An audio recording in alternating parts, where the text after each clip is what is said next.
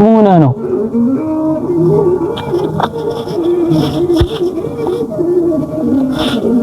ጓደኛዬ መሆና ነው እኮ እያልኩ ነው። ያቺ በጣም የምወዳትና የማፈቅራት ልጅ ከርታይ ሀናን ማለት ነው? አዎ ሀና። ከዚህ በኋላ በጭራሽ አንገናኝም እሷ ጋር። ሀናን ያልከው? ተዋት እባክህ፣ ሴት ይመጣል። ተዋት ትላለህ? በህይወቴ ሙሉ ስጠብቃት የነበረችው ሀና እኮ ናት የከዳች። ከዚህ በኋላ ምንም ተስፋ የለም። በቃ ወንድ ልጅ ይኖራል ፍላጎቱን አጥቶ ህልሙን ተቀምጦ።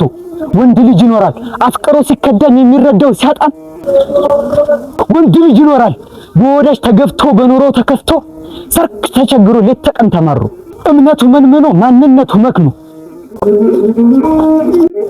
ወንድ ልጅ ይኖራል አንሶ ተተናንሶ ክብሩን የሚቀብርበት ሰፊ ጉድጓድ ምሶ ህሊናውን ሽጦ የተመካበትን ማንነት ሸቅጦ።